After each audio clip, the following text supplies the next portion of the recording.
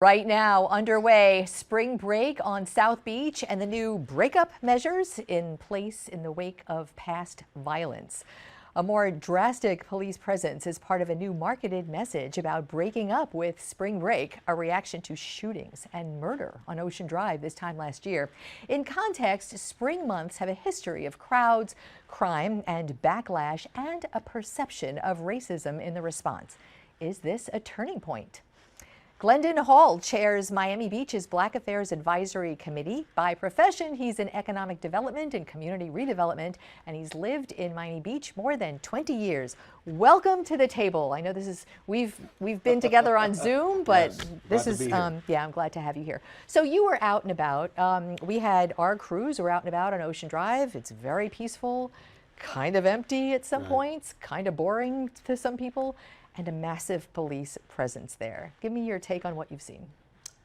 Well, I think that it has been quiet, not more quieter, but I think it's been one well run by Miami Beach PD and the Goodwill Ambassadors. The plan is working? I think the plan is working to a certain extent. I don't support the messaging, but I do support Miami Beach PD and the Goodwill Ambassadors. They have done a fantastic job. So let's talk about that, because the Black Affairs Advisory Committee on Miami Beach, which you chair, it's 9 people, did all the planning. The planning has been going on a year. The real intensive planning and additions have been going on for a couple of months. Were you an advisor in an advisory role? Was that committee consulted by elected officials? What did you tell them?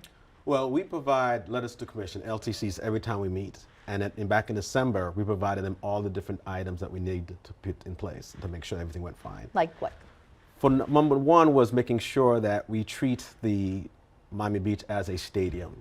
Once it meets capacity, you can't let anybody else on. So we wanted to make sure that FDOT finally gave us control of the causeways, because they've never done that, so that we could have the LPRs and DOI checks. License plate readers. Right.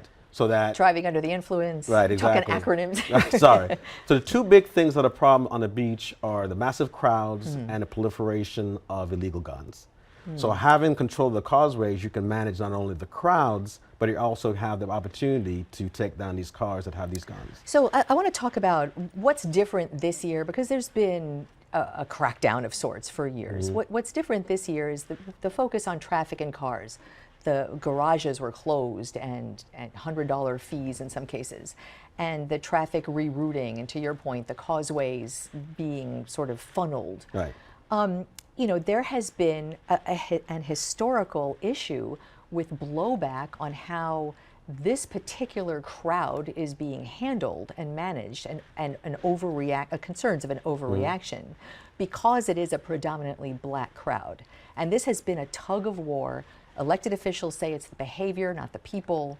You are in that what is that saying, the bird dog position of being the guy that says this is right, this is not right. What have you told them?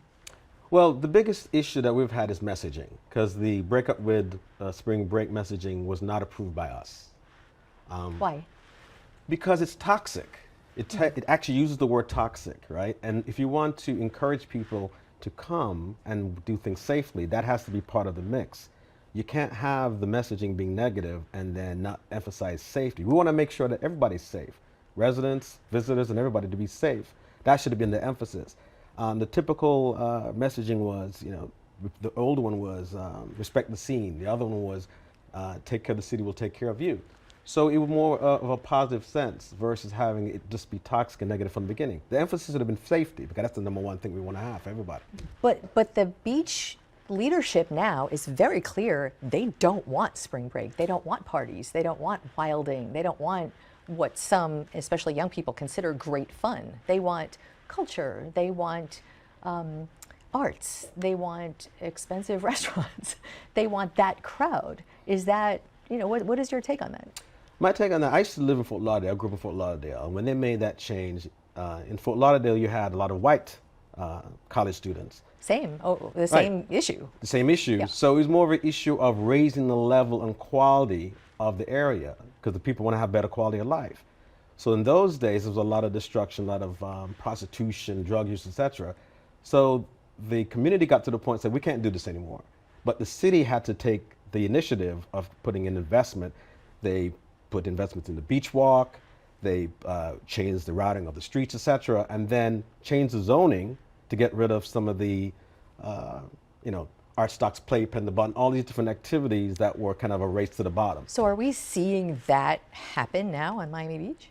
I think a long-term solution is to change some of the zoning, because if you go by the numbers, most of the issues that we're having are in side streets that have the smoke shops, that have the liquor stores, the pizza by the slice, which encourages the party in the street atmosphere. We want people to come down, but support the businesses, pay the businesses, rather than just be hanging out in the streets and partying out of their back trunks of their cars. You know, I want to ask you something. As you're the chair of the advisory board, but you're a business person on the beach. You are a resident of the beach. In your estimation, you drive down Ocean Drive, you see a massive police state in place right now. Those are my words, and also the words of other people observing what's happening, and not a judgment call. Just it is what it is. And I wonder if this crackdown is a message, the visual message, which seems to be working. Where is, to your point, guns are in this community, South Florida. There are criminals in the community who take advantage. Where is that kind of message year-round? Well, I think with our new police chief, he's doing the right thing. He's getting out there and getting the messages correctly. And the biggest thing that we've fought against is zero tolerance policing. That is the #1 thing we're against, because that means zero tolerance policing to me, and I've told the administration and everything else, that means open season to harass and kill black and brown people, and that's not going to happen. We need to also emphasize the fact that there are black activities all through the year, right? We have American Black Film Festival that got funded for $1.2 million. We have the Creole Festival that's coming up. We have Legacy Magazines having their 20th anniversary event here on Miami Beach. So these are different things that are going throughout the year. And we just celebrated— Where is that messaging? The 60th anniversary of Muhammad Ali becoming heavyweight champion. And that is going on right now with the Washington Beauty, Troy Wright. That's going on right now. And we have an event, the Harlem Renaissance with Chris Norwood at FIU Wilsonian. All these things are occurring, but that message is not being put out there because it's been overwhelmed with the spring break, when the black experience on Miami Beach is 365, 24/7 throughout the year. That needs to be emphasized. We are up against a break, but you just gave me the best idea for some more segments that we're going to do right here on This Week in South Florida, all about that. And we actually talked to Chris Norwood about coming in. All right. Glendon Hall, great to have you. And thank you for all your work on the beach. Thank you for having me. Absolutely. All right, up next, state of emergency with South Florida ties, a real-time scramble to save Haiti from collapsing into anarchy. That's next.